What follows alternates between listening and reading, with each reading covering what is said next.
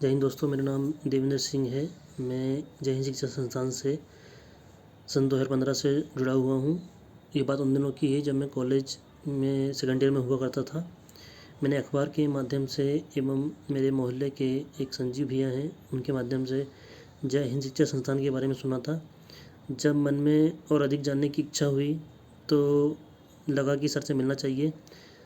तो एक दिन में सर से मैंने मिलने का सोचा, और सर से खैर मिलना इतना आसान नहीं था क्योंकि सर क्लास में ही मिलते थे। उसके बाद सर की ड्यूटी हुआ करती थी, सर पढ़ाते थे मतलब। तो क्लास में पढ़ाते थे दो घंटे 3 घंटे, उसके बाद वो ड्यूटी में रहते थे। तो मिलना इतना वो नहीं था पॉसिबल, पर मैंने फिर भी सोचा कि ठीक है, क्लास के बाद एक बार सर से मिला जाए। तो मैं 2 दिन तो सर को लगातार पीछा करता रहा कि ठीक है, आज मिलूँगा, सर से बात करूँगा, बोलूँगा। पर मन में ऐसे प्रश्न चल रहे थे कि सर से किस तरह से पूछूं, और मेरी फाइनेंशियल स्टेबिलिटी इतनी अच्छी नहीं है, तो सर मुझे मौका देंगे नहीं देंगे, मैं पढ़ पाऊँगा कि नहीं पढ़ पाऊँगा। फिर भी मैंने अपनी हिचकिचाहट को दूर करते हुए सर से एक दिन पूछा। तो सर ने मुझे क्लास ख़त्म हुई थी, ठंड का समय था, जनवरी का आसपास की बात है, जनवरी फरवरी की बात है 2015 की। तो सर से पूछा मैंने, सर मैं पढ़ना चाहता हूँ और मेरी ऐसी ऐसी प्रॉब्लम है, और सर मैं पढ़ने का बहुत इच्छुक हूँ। तो सर ने मुझे बोला, ठीक है, अगर पढ़ने की इच्छुक हो तो ठीक है, आप बिल्कुल कोचिंग में आइए। सुबह क्लास रहती थी, सर की जो क्लास है सुबह 6 बजे हुआ करती थी। तो सर ने मुझे नॉर्मल सी फॉर्म की फॉर्मेलिटी जो होती है, फॉर्म भर के एडमिशन फॉर्म मैंने भरा और क्लास चालू हो गई मेरी। तो मैं रोज़ सुबह सर के पास पढ़ने जाने लगा। सुबह 6 बजे से क्लास हुआ करती थी। वो क्लास जब मैं गया जय हिंद शिक्षा संस्थान, तो मुझे समझ में आया कि वो क्लास वैसी नहीं है जैसी औरों की क्लास हुआ करती है। मतलब वहाँ इतना अनुशासन था, इतना कठोर अनुशासन नियम होते थे जो मैंने अभी तक के अपने जीवन में कहीं नहीं देखे हैं। और शायद इसी का परिणाम है कि आज मैं सर के सही मार्गदर्शन के कारण और सही दिशा जो उन्होंने मुझे प्रदान की है, उसके कारण अपने पैरों पे खड़ा हूँ और कहीं ना कहीं अपने परिवार को संभाले रखा हुआ हूँ। मैं आपको क्लास के बारे में बता रहा था कि वो क्लास से मैं जब जुड़ा ना, तब मुझे समझ में आया कि पढ़ाई होती क्या है। तो बाकी सब लोग क्लास में जो पढ़ाते हैं कि ठीक है, आप आ जाइए, पढ़ लीजिए, आप पढ़ रहे हो नहीं पढ़ रहे, कोई ध्यान नहीं दे रहा है, बट वहाँ पे ऐसा नहीं था। वहाँ मैं मुझे याद है कि मुझे 1 महीना ही हुआ था, और 1 महीने बाद जब क्लास में टेस्ट हुआ था, तो उस टेस्ट में मेरे 50 में से 4 नंबर आए थे। और सर ने मुझे इतना चिल्लाया था, मतलब वो डांट मुझे इतना डांटा था मुझे, जैसे मुझे लग रहा था अंदर ही अंदर कि मैंने पता नहीं कौन सा ऐसा अपराध कर दिया है या कौन सा ऐसा क्राइम कर दिया है जिसकी माफ़ी नहीं है। पर जब सर ने मुझे डांटा, तब मैंने अपने अंदर अपने आप को उस चीज़ को महसूस किया और लगा कि नहीं यार, यहाँ पढ़ने आए हैं, पढ़ाई ही करना है, इसके अलावा कुछ नहीं करना है। तो मैंने मन लगा के पढ़ाई करी, और मन लगा के पढ़ाई करी तो इसका जो भी रिजल्ट आया वो अगले टेस्ट में आया। जब अगला टेस्ट हुआ तो उसमें मेरे 50 में से 46 मार्क्स थे। तो सर ने मुझे शाबाशी दी और सर ने मुझे ये कहा कि ठीक है, आप पढ़ाई करो, और कोई समस्या है तो बताना मुझे, मैं हमेशा आपके लिए सपोर्ट के लिए खड़ा हूँ, बस आप हिम्मत मत हारो और पढ़ाई करो। तो मेरी फाइनेंशियली स्टेबिलिटी इतनी अच्छी नहीं थी, सिचुएशन भी इतनी अच्छी नहीं थी कि मैं सर को फीस दे पाऊँ। तो फिर भी मैं कोशिश करता था कि ठीक है, जितना मुझसे बनेगा पूरा करूँगा मैं, और मैं कोशिश करता था और करता भी था। तो मैं उस समय कॉलेज में हुआ करता था, तो कॉलेज में भी पढ़ाई करता था और बाकी टाइम अपने क्लास में दे दिया करता था। फिर जब मैं क्लास में वहाँ पे क्लास का आपको बताऊँ कि क्लास में जब पढ़ा रहे थे मतलब सर, तो क्लास का अनुशासन ऐसा था कि सुबह 6 बजे जाना है, और सुबह 6 बजे से क्लास चलती थी 9:30 9:30 तक क्लास चलती थी। तो वो 6 बजे ऐसा हुआ करता था कि 6 बजे मतलब कि 6 बजे, अगर आप 6 बजे क्लास है तो आप 6:01 में क्लास में नहीं आ सकते थे। आपको 6 बजे के पहले ही वहाँ पहुँचना होता था, चाहे ठंड हो, चाहे बरसात हो, चाहे कैसा भी मौसम हो। मतलब मौसम का उस पर क्लास पे कोई इम्पैक्ट नहीं पड़ता था। आपको 6 बजे आना है, और अगर आप 1 मिनट भी लेट हो गए तो आप क्लास के लिए पात्र नहीं हो, मतलब आप पढ़ने के लिए योग्य नहीं हो। कि आप जब अपने समय पे नहीं आ पा रहे तो क्या आप क्या उम्मीद से सोच रहे हो कि मैं कोई सा ऐसा एग्ज़ाम निकालूंगा या फिर कुछ ऐसा कर पाऊंगा जीवन में। जब आप पंक्चुअल नहीं हो, एक खुद के आपके जीवन में अनुशासन नहीं है, तो आप जीवन में कुछ नहीं कर पाओगे। ये मुझे वहाँ से सीखने को मिला। तो लगा कि यार ठीक है, ये अच्छी भी चीज़ है बहुत, और मैंने भी हिम्मत नहीं आ रही, मुझे भी सर ने इतना मतलब गाइडेंस किया, अच्छे से समझाया, तो मैंने वो पढ़ाई चालू कर दी और पढ़ाई करी। मैं कॉलेज की पढ़ाई करता था, और अपने जय हिंद शिक्षा संस्थान के जो भी गुरुजी पढ़ाते थे वहाँ पे, उस समय उन दिनों की जहाँ तक मुझे याद है कि सर जितने भी विषय थे सभी विषय पढ़ाते थे, और हर विषय में प्रॉपर टाइम देते थे। जैसे हिस्ट्री चल रही है तो हिस्ट्री 2 मिनट पढ़ाएंगे, 3 मिनट, पूरी हिस्ट्री कंप्लीट करते थे, और बिल्कुल गहनता से, सूक्ष्मता से, उसका कोई भी टॉपिक छोड़ते नहीं थे। मतलब और इसी तरह सभी विषय जो भी होते थे वो सब पढ़ाते थे। तो मैं वहाँ पढ़ता था, मुझे पढ़ता था, चीज़ें मैंने पढ़ा, समझा, जानने लगा, तो मुझे अच्छा लगा और उसके साथ मैं कॉलेज की पढ़ाई भी करता था।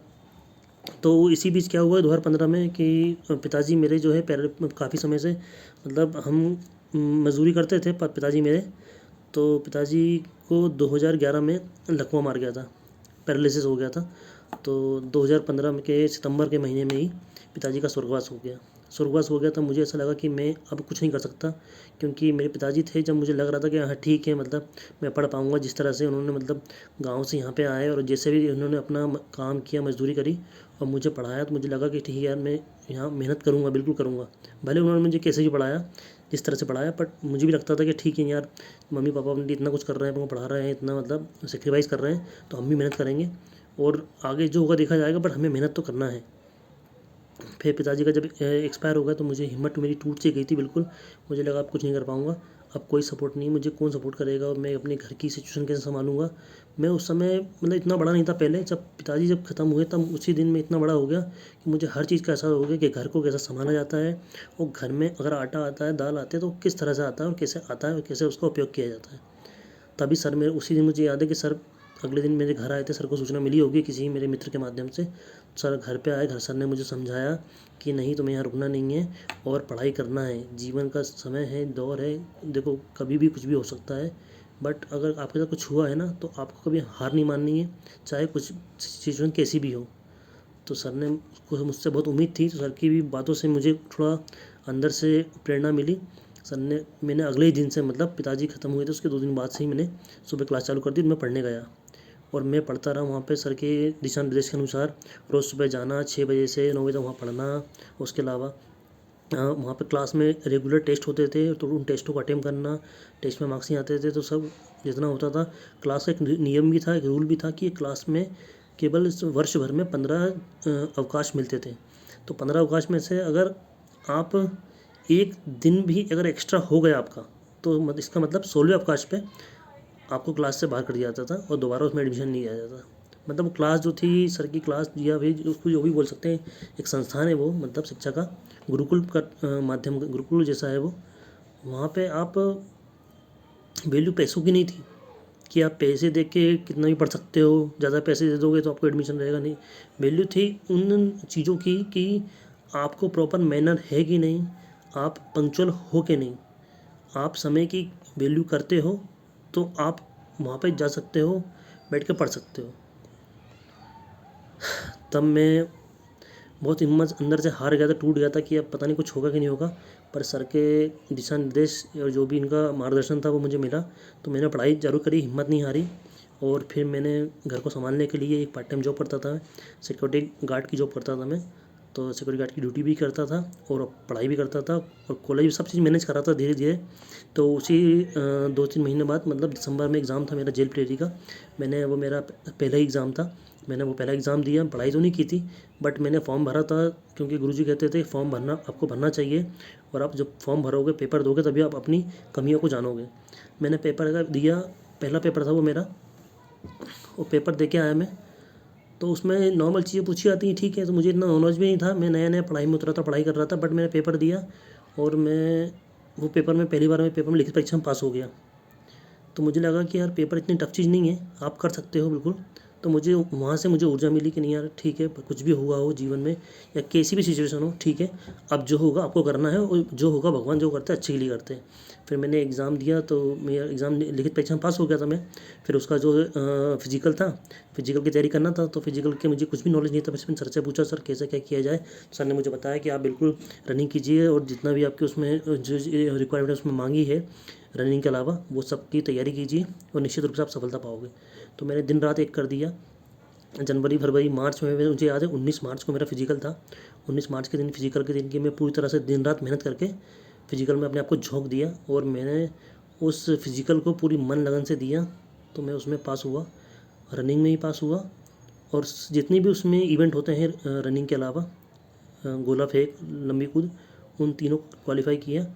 और मुझे क्वालिफाई करके लगा कि यहाँ मैं कुछ कर सकता हूँ। मुझे बहुत खुशी हुई उस दिन। मैं आया, मैंने सर को बताया, सर मैं पास हो गया हूँ, ठीक, सबको अच्छी बता दिया है, मम्मी घर में सबको बताया। फिर अब 4-6 महीने बाद उसका जब रिज़ल्ट आया तो उसी समय मेरा कॉलेज का फाइनल ईयर था, तो उसमें मैं मेरिट लिस्ट में बाहर हो गया था। तब मुझे समझ में आया कि आपको सफलता इतनी आसानी से नहीं मिलेगी, आपको उसमें अपने आप को झोंकना पड़ेगा और हर चीज़ जो जीवन की मोहमाया या फिर जो भी कह सकते हैं जीवन की भौतिकवादी चीज़ें हैं, उन सबको त्याग करके मन लगन शिद्दत से उस पर काम करना पड़ेगा। तो मुझे जब मेरा एग्ज़ाम निकल गया था तो मुझे लगा कि ठीक है, कोई दिक्कत नहीं, इस बार नहीं हुआ। तो गुरुजी ने मुझे समझाया कि ठीक है, आगे आने वाले समय में और भी ऐसी वैकेंसी आने वाली हैं, उन सब में अप्लाई करो, निश्चित रूप से आप कहीं ना कहीं ज़रूर सफल होगे। बिल्कुल सर के मार्गदर्शन में, सर के गाइडेंस से, और सर को तो मतलब क्या कहूँ, सर के लिए मेरी कहने की शब्द नहीं है। मैं सर को देख के देखता था तो लगता था नहीं यार, मतलब मुझे उनसे ऊर्जा मिलती थी और लगता था कि कुछ करना है मतलब जीवन में हमेशा। तो बिल्कुल मैं उसके लिए मेहनत भी करता था, मैं लगा रहा निश्चित तौर पे। अगले साल भी 2015 निकल 2016 आ गया था, और 2016 में फिर एग्ज़ाम आया मध्य प्रदेश पुलिस का। पर मन में ऐसा, मैंने पढ़ाई करते करते वहाँ पे ऐसा माहौल देखते देखते मन में सब इंस्पेक्टर का सपना सजो लिया था कि मुझे सब इंस्पेक्टर निकालना है, एसआई का एग्ज़ाम निकालना है, एसआई MPSI क्लियर करना है। फिर मैं अपने आप को, जब 2016 में वैकेंसी आई तो 2016 में मैंने अपने आप को खुद को MPSI के लिए तैयार किया और अब पूरी तरह से मन शिद्दत में लग गया। उसी समय मध्य प्रदेश पुलिस आरक्षक परीक्षा 2016 का भी नोटिफिकेशन आया था। मैंने वो एग्ज़ाम भी दिया, तो वो एग्ज़ाम मेरा क्लियर हुआ था। बट मेरा जो निगाहें थी वो MPSI 2016 पे थी। मैंने पूरे उसको मन लगन से दिया, बट मेरा जो भी कह सकते हैं, या तो मुझे नॉलेज नहीं था या मैंने पढ़ाई उस तरीके से की नहीं थी, या उसका रीज़न मैं कुछ ऐसा नहीं कहना चाहूँगा कि मतलब मुझे समय नहीं मिला या कुछ ऐसा नहीं मिला, वो मेरी ही गलती रही होगी। तो वो एग्ज़ाम मुझे नहीं निकल पाया और मैं उसके कट ऑफ से भी बहुत दूर था। 100 याद है मुझे, 131 नंबर आए थे मेरे उस एग्ज़ाम में। फिर मैंने अब उस एग्ज़ाम, उस MPSI की MPSI 2016 की लिखित परीक्षा की वजह से मैंने MP पुलिस 2016 कांस्टेबल परीक्षा की फ़िज़िकल की तैयारी नहीं करी, और अचानक फ़िज़िकल कर जो है उसका कॉल लेटर आ गया फ़िज़िकल का। 2012 तारीख को रिज़ल्ट आया था, 12 अगस्त को, 12 अगस्त या सितंबर, 12 अगस्त सितंबर के आसपास रिज़ल्ट आया था, 12 अगस्त को। और 19 अगस्त को मेरा जो है फ़िज़िकल था ग्वालियर में। अब मेरी तैयारी तो थी नहीं, पर जब ये होता यही है कि जब आपकी तैयारी नहीं होती तो आपको डर लगता है, और मुझे डर बहुत लग रहा था कि मतलब मैं क्लियर कर पाऊँगा नहीं कर पाऊँगा, क्योंकि मैं एग्ज़ाम उसमें भी MPSI में भी अपनी परफॉर्मेंस नहीं दे पाया हूँ और ये भी नहीं दे पा रहा हूँ। तो मुझे अंदर ही डर लग रहा था। ठीक है, पर मैंने गुरुजी का आशीर्वाद लेके हाँ गया मैं फ़िज़िकल में, और ग्वालियर गया। मैंने ग्वालियर में पहुँचा वहाँ फ़िज़िकल के दिन। तो मुझे डर तो लग ही रहा था, क्योंकि डर इस लगना स्वाभाविक इसलिए है क्योंकि मेरी तैयारी पूर्ण तरह से पूरी नहीं थी। इसलिए जब आपकी तैयारी अच्छी पूरी होती है, आप किसी भी चीज़ में तैयारी खुद से प्रिपेयर रहते हो, तो आपको कभी डर नहीं लगेगा। ये मैंने बाद में सीखा उससे। फिर मैंने वो परीक्षा, जो फिज़िकल इवेंट था, इवेंट में गया तो इवेंट में डर लग रहा, डर लगने की वजह से मैं समझ गया था मतलब कि तैयारी तो है नहीं, बट फिर भी मैं उसमें अटेम्प्ट किया मैंने उसको, और अटेम्प्ट किया तो संभवतः उस डर के कारण या जो भी हो सकता है, मेरी तैयारी ना पूरी ना होने के कारण वो फिज़िकल इवेंट मुझसे क्लियर नहीं हो पाया और मैं वहाँ पे फ़ेल हो गया। फिर मैंने उसी दिन सर को, वहाँ से फ़ेल होकर सर को बताया मैंने कि सर ऐसा ऐसा हुआ है, मैं क्लियर नहीं कर पाया हूँ। सर ने मुझे बताया कि कोई बात नहीं, ठीक है, घर आ जाओ और वापस शुरू से तैयारी करो। मैंने मम्मी को फ़ोन किया, मम्मी को बताया तो मम्मी भी उदास हो गई, मैं भी उदास था। ठीक है, मुझे अपनी गलती समझ में आ चुकी थी कि आपको आपका फ़ोकस क्लियर करना बहुत ज़रूरी है। आप एक साथ 4 चीज़ें नहीं कर सकते जीवन में। आपको अगर आपका जो टारगेट दिख रहा है, और निश्चित रूप पे वो अर्जुन जिस तरह से अर्जुन ने चिड़िया की आँख में तीर मारा था, उसी तरह अगर हम उसी चिड़िया के आँख के समान अगर हमें अपना लक्ष्य दिख रहा है, तो आप निश्चित रूप से सफलता पाओगे। तब मैंने डिसाइड किया कि मुझे अपना टारगेट सेट करना पड़ेगा और पूरा फोकस होकर उसमें लगना पड़ेगा, उसके अलावा कुछ नहीं सोचना पड़ेगा। तो अब जो भी था, या किस्मत अच्छी थी या फिर जो भी समय, कुछ भी कह सकते हैं, समय अच्छा रहा हो या जो भी रहा हो, तो निश्चित तौर पे अगले साल 2017 में मध्य प्रदेश सरकार ने MP police, Madhya Pradesh jail प्रहरी, वन रक्षक, MPSI सभी की भर्ती निकली। पटवारी का भी एग्ज़ाम हुआ, सब का एग्ज़ाम हुआ है। इतने एग्ज़ाम आ गए थे, तो मेरे लिए बहुत अच्छा मौका था, और उन सभी बच्चों के लिए अच्छा मौका था जो मतलब तैयारी कर रहे थे। फिर मैंने इस बार हिम्मत नहीं हारी, इस बार मैंने अपना खुद को सेट किया, और मेरी जो कमियां थी फिजिकल इवेंट की उनको भी पूरा किया, और जो भी पढ़ाई की कमी थी उनको भी पूरा किया, और इसी का परिणाम था कि 2016 की 17 की परीक्षा में, वर्ष 2017 की जो भी परीक्षाएं थी उनमें मैंने मध्य प्रदेश जेल प्रहरी, मध्य प्रदेश वन रक्षक परीक्षा 2017 और मध्य प्रदेश पुलिस कांस्टेबल परीक्षा 2017 तीनों में ही लिखित परीक्षा में मैं पास हुआ।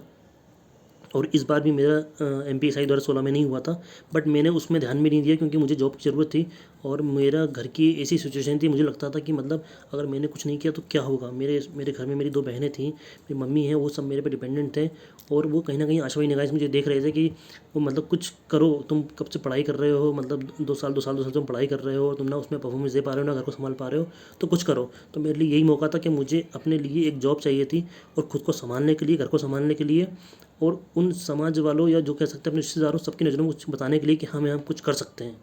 तो इसी समय को मैंने खाली नहीं आने दिया और इस समय को मैंने भुनाया। मैंने तीनों ही परीक्षा में लिखित परीक्षा पास करी। इनके physical event, Madhya Pradesh police constable परीक्षा का फिजिकल इवेंट और जेल प्रेटी का और वन रक्षक, तीनों में मैं क्लियर कर गया और तीनों के ही जॉइनिंग लेटर मेरे पास आ गए। तो ये उसी का परिणाम है। अगर आप निश्चित तौर पर लगे रहते हो और हार नहीं मानते हो और आपका टारगेट अगर फिक्स है तो बिल्कुल आप उसको, कोई भी एग्ज़ाम हो, कोई भी चीज़ हो, उसको आप क्लियर कर सकते हो। ये मुझे 2017 में देखने को मिला और सीखा। गुरुजी ने मुझे काफ़ी बार कहा कि ठीक है, अब तुम्हारा पढ़ाई का स्तर अच्छा हो गया, तुम मतलब 2017 या के बाद जो भी अब एग्ज़ाम आएगा MPSI का, तुम उसको ज़रूर निकाल लोगे। उस समय 2017 में भी मैंने MPSI का एग्ज़ाम दिया था। निश्चित तौर पर 3 या 4 नंबर से मैं उसमें रह गया था। मेरे 146 नंबर आए थे उसमें। तो मुझे उसमें भी वो हुई है कि ठीक है यार, चलो जाने दो, ठीक है। बट मैं खुश इसलिए था क्योंकि मुझे अपने घर को संभालना था, अपनी चीज़ें संभालनी थी। इस वजह से मैंने सब चीज़ को दरकिनार करते हुए मध्य प्रदेश पुलिस परीक्षा 2017 का जॉइनिंग लेटर आया जैसे ही, तो उसमें मुझे भोपाल मिला था और भोपाल में मैंने उसको स्वीकार किया और तुरंत ही उसको ज्वाइन किया। आज मुझे 8 साल पूरे हो चुके हैं। 8 साल से मैं मध्य प्रदेश पुलिस से भोपाल में आरक्षक के पद पर अपनी सेवाएं दे रहा हूं, यहीं भोपाल में। और ये पूरा इसका श्रेय जाता है जय हिंद शिक्षा संस्थान को और गुरुजी हमारे प्रदीप मिश्रा सर को। उन्होंने मुझे बहुत सपोर्ट किया, बहुत गाइडेंस दिया, चाहे वो कैसी भी समस्या हो, या घर की दिक्कत हो, पारिवारिक समस्या हो, या फिर सामाजिक हो या आर्थिक रूप से, उन्होंने हर तरीके से मुझे सपोर्ट किया और मुझे किसी चीज़ का वो कमी नहीं होने दी कि आप पढ़ाई के लिए कहीं से पीछे रह जाओ। और मैंने गुरुजी के खुद को, मतलब अपने गुरुजी को अपना गुरुजी बनाया हुआ था और उनके गुरुजी के आशीर्वाद स्वरूप आज मुझे इस मुकाम पे पहुंचा हूं कि मैंने भले जीवन में कोई बड़ी चीज़ नहीं करी है या कुछ नहीं किया, बट मैंने अपने छोटे से घर को संभालने के लिए ये जॉब जो मिली है मुझे, और मुझे इस जॉब की बहुत कदर है और बहुत ज़रूरत भी थी मुझे इस चीज़ की। तो जय हिंद शिक्षा संस्थान को पूरा श्रेय देना चाहता हूँ और सर को, उनके ही मार्गदर्शन में, उनके ही तपस्या में, उनकी सिखाई हुई चीज़ों में, उनके ही अनुशासन ने मुझे आज सफलता प्राप्त कराई है। और धन्यवाद। और इसमें एक बात और कहना चाहूँगा कि जय हिंद शिक्षा संस्थान ने न केवल मेरे जैसे हजारों बच्चे जो सर के सानिध्य में आए, वहाँ पे पढ़ाई करी, उनको सर ने उचित मार्गदर्शन व आशीर्वाद दिया, जिससे उन्होंने न अपना खुद का भविष्य उज्जवल किया बल्कि अपने समाज में भी अपने आप को सिद्ध किया। और उनके जो विचार थे सर के, उन विचारों को उन्होंने ग्रहण करके, मैंने भी उनको ग्रहण करके, और समाज में कहीं ना कहीं उन चीज़ को हम लोगों ने उनको फॉलो करने की कोशिश कर रहे हैं कि हम सर के पद चिन्हों में चल सकें और सर के जैसे काम कर सकें। निश्चित तौर पे हम समाज में सर की सिखाई हुई चीज़ों को फॉलो करते हैं और उनको देने का प्रयास करते हैं। जय हिंद।